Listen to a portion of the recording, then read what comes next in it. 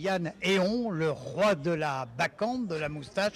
Je ne sais pas comme on dit, mais en tout cas, je suis sûr que tous les matins, il se les frise. Mon cher Yann, bonjour. Vous êtes le patron, fondateur, créateur, maintenant en famille, d'une structure qui s'appelle l'agence Vin Déon. Une structure qui travaille aussi bien avec le CHR et avec les cavistes. Et comme le dit le nom vin, vous commercialisez, vous proposez, vous faites découvrir des vins. Yann, bonjour. Bonjour Michel.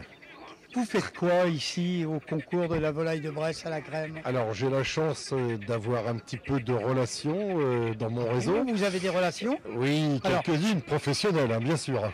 Je vais tout de suite vous arrêter, mon cher Yann. On vous a connu dans une guinguette des bords de Saône. C'est ça. Très belle guinguette. Je crois que le nom c'était Bocuse. Monsieur Paul, oui. Chez oui. Monsieur Paul. Oui, chez Monsieur Paul. J'aime bien dire Monsieur Paul parce que c'est... Qui tous les jours nous manque. Oui, oui, bien sûr. C'est un homme qui marque forcément les gens qui travaillent avec lui et pas que, parce que même ceux qui viennent manger, en général, s'en rappellent à vie. Ça fait 40 ans cette année que je suis rentré à Collonges. C'était en novembre 84. Et je suis toujours resté très très proche de cette maison. J'y vais régulièrement, je travaille avec eux. Et le fait d'être ici aujourd'hui, c'est ma deuxième participation au jury pour justement noter ces plats de volaille de Bresse à la crème, qui représente un plat emblématique régional, c'est un plat identitaire et qui apporte, je trouve, un confort quand on mange ce plat. C'est régressif, c'est un plat de famille que l'on aime partager avec tout son entourage. Il y avait du poulet de Bresse à la crème chez Monsieur Paul? Bien sûr, alors il y avait Aumaury. Excusez-moi de vous interrompre, mais on a plutôt l'habitude de le trouver chez Georges Blanc. Alors, une autre très belle maison de la région. Oui, bien sûr, c'est le fief, on va dire, parce qu'on est vraiment tout juste à côté. Monsieur Paul faisait une volaille à la crème Aumaury et aussi la célèbre volaille de Bresse en vessie, qui était très impressionnante, puisque quand le plat arrivait, ça faisait un peu un ballon de rugby. On crevait la vessie et on découpait le poulet devant le client. On oublie de le dire lorsqu'on va dans un restaurant, qu'il soit gastronomique ou traditionnel.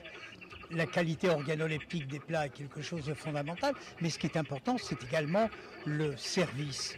Et ça, on l'oublie trop souvent. On n'a pas besoin d'avoir des assiettes pleines de gris-gris, paprika sur le bord et tout ce que l'on veut. Il faut que les produits soient de qualité, bien cuits, bien assaisonnés, bien préparés, des mets de qualité. La gastronomie française, c'est ça. Gastronomie, ça peut être dans un restaurant gastronomique, mais pas que. Non, alors c'est la matière première, bien sûr, qui compte. La volaille de Bresse en est vraiment l'exemple, puisque c'est en appellation. Et puis, il y a tous les à côté, comme vous le dites, Michel, c'est le service. Le service chez Monsieur Paul, c'était le découpage. Et on apporte quelque chose en plus au client, on valorise le travail de salle. La découpe, c'est quelque chose d'extraordinaire, c'est un spectacle. Donc on apporte du spectacle au client. D'ailleurs, c'est l'un des vôtres à l'époque qui a obtenu le titre de meilleur ouvrier de France en service. Absolument, François Pipala, pour ne pas le citer, voilà, avec qui j'ai travaillé pendant 14 ans, qui est un modèle pour beaucoup de jeunes aujourd'hui, parce qu'il en a formé énormément, et c'était le roi de la découpe. Un poulet entre ses mains ne vivait pas plus de 2 minutes le découpage. Eh oui, mais ça fait partie effectivement de la chaîne gastronomique, on pourrait dire. Et la maîtrise. Ce concours, vous le sentez comment? Vous le voyez comment? C'est plutôt pour la découverte de jeunes chefs, mais pas que, parce que j'ai vu qu'il y a des belles pointures quand même. Et puis l'année dernière, celui qui a gagné, c'est pas n'importe qui. Absolument, Jean-François Mal qui... étoilé à Tournus. Voilà, étoilé et Topigo et Mio. Oui. Je le répète, il n'y a pas que Michelin dans la vie. Non, absolument, il y a plusieurs guides, mais je pense que c'est un chef exemplaire, qui est d'une grande simplicité, mais d'une grande efficacité. Il a montré et vraiment prouvé l'année dernière qu'il avait toutes ses compétences parce qu'il a gagné le concours. Il y avait un très très haut niveau et je pense que ce concours, d'année en année, va apporter un lot de très grands cuisiniers, on en a de plus en plus. Donc ça va être difficile de trouver un gagnant, il y en aura un, mais je pense que les assiettes vont se battre profondément.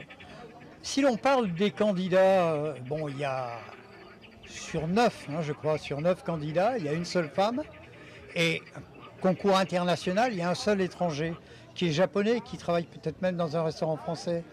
Alors oui, c'est le lot un petit peu des concours mondiaux qui sont mis en avant. Je me rappelle que le premier concours mondial du pâté-croûte à Lyon, il n'y avait pas un étranger. Il y avait pratiquement que des Lyonnais même. Voilà. En plus. Bon, et donc il faut le temps de faire connaître un petit peu à l'extérieur de la France ce concours. C'est pour ça qu'il faut qu'il soit médiatisé, on en parle, et faire venir absolument, donc on compte sur vous. Et on aura au fur et à mesure des années des gens du monde entier qui participeront parce que ça parle à tout le monde. La volaille, un poulet, il y en a dans le monde entier, de la crème bien souvent aussi. Donc ça devrait être assez facile de faire venir des grands noms. Oui, mais enfin, des volailles en appellation, il n'y en a pas 50, il n'y en a que 2. Il n'y en a que 2, mais c'est pour ça qu'on met en avant aussi un produit extraordinaire, exceptionnel. Yann, quoi d'autre à ajouter sur ce concours aujourd'hui qui réunit à la fois la fine fleur de la volaille, de la crème aussi, parfois même on y ajoute quelques morilles. Oui, c'est quand même fondamental. Absolument. On impose 2 choses, c'est-à-dire la volaille de Bresse et la crème. Donc à partir et le beurre aussi, je crois, non? Alors non, c'est pas imposé.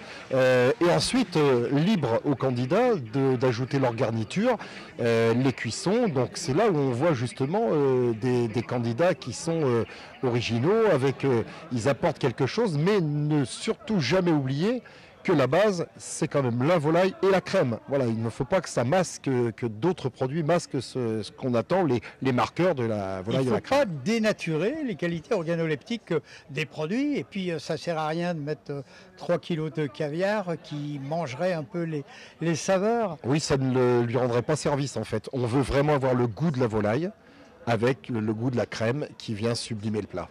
Vous parlez comme si vous étiez encore chez Monsieur Paul, le goût des choses, des produits simples, de qualité, qui viennent le plus souvent possible des environs. Le bonheur, il est dans l'assiette, mais parce que on sublime les produits. Moi, j'ai toujours l'habitude de dire qualité des produits et aussi qualité de ceux qui mettent en œuvre ces produits. Oui, et c'est pour ça que ces chefs sont là pour ça. Un produit de base de qualité pourra forcément faire un grand plat. Dès l'instant que vous avez un produit qui ne représente pas de qualité, c'est comme dans le vin. Si vous avez un raisin qui est attaqué, qui est pourri, on ne fera jamais un grand vin. Par contre, un très beau raisin, on pourra faire un grand vin. C'est la même chose pour les plats. Oui, sauf que dans la volaille de Bresse, il n'y a pas de pourriture noble. Non. Voilà, question retour chariot. Allez, le mot de la fin, Yannéon. Fin, je l'écris F-I-M. Vous auriez envie de quoi? Alors, ne dites pas forcément de la volaille de Bresse à la crème, mais dites-moi un plat dont vous auriez envie à l'instant avant de passer à la dégustation de 9 plats de concours. Et puis, vous allez quand même me parler avec modération d'un vin que vous mettriez avec le plat que vous avez envie de manger. Alors, en restant un petit peu dans ces plats familiaux, j'aime beaucoup la côte de veau. Une bonne côte de veau au jus, avec un joli petit jus corsé. Et je l'accompagnerai, je resterai régional aussi puisqu'on est sur des viandes blanches, donc pas besoin de vin puissant, mais de la dentelle, de l'élégance. Je resterai régional avec une côte chalonnaise sur un mercuré. Je ne sais pas si je peux le sud de la Bourgogne, donner un nom de domaine, mais bon, voilà. Allez-y. Je m'engage avec le domaine Faivelet, avec le mercuré la framboisière, qui porte bien son nom puisqu'on croque le fruit. C'est un vin de grande élégance et de finesse. Yannéon, merci beaucoup. Je rappelle que vous êtes le patron, créateur, fondateur, maintenant avec vos enfants, de l'agence des vins Déon, Déon, D'-E-O-N, que vous avez été très longtemps chez Monsieur Paul au service des vins comme chef sommelier. Et Yann, faites-nous rêver et continuez à vous les friser. Merci beaucoup Michel, avec plaisir.